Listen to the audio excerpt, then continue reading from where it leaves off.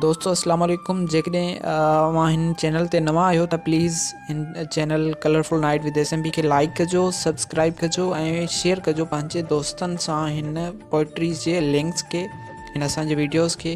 तंहिंसां असांजी हिम्मत अफ़ज़ाई थींदी। सो उन सां गॾोगॾु तव्हांखे पोइट्री कीअं पसंदि अचे थी त उन ते पंहिंजो राय जो इज़हार बि करे सघो था पंहिंजे कमेंट्स में, ऐं ज़रूरु पंहिंजी राय जो इज़हार कजो। Thank you so much dear.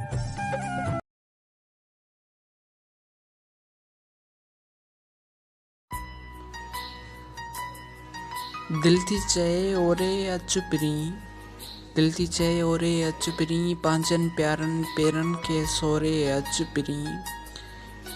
नाराज़ न थी हिकु राज़ चवाएं, नाराज़ न थी हिकु राज़ चवाएं, कराची यूनिवर्सिटी जे बुरनि नज़रुनि खां बच पिरी। कसम आहे मूंखे पंहिंजनि प्यारनि जो यारनि जो, हवा में उॾंदड़ तुंहिंजनि वारनि जो। कसम आहे मूंखे पंहिंजनि प्यारनि जो यारनि जो, हवा में उॾंदड़ तुंहिंजनि वारनि जो। कराची यूनिवर्सिटी जे नज़ारनि जो, ॻोठ जे ॿुढड़नि ॿारनि जो।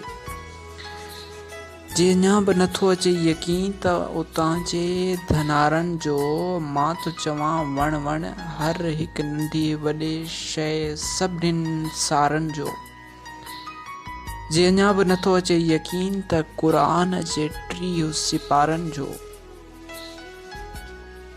तोखे चवंदुसि सच पिरी, तोखे चवंदुसि सच पिरी, मूंखे प्यारो आहीं ॻच पिरी। नाराज़ न थी हिकु राज़ चवाएं, नाराज़ न थी हिकु राज़ चवाएं, कराची यूनिवर्सिटी जे बुरनि नज़रुनि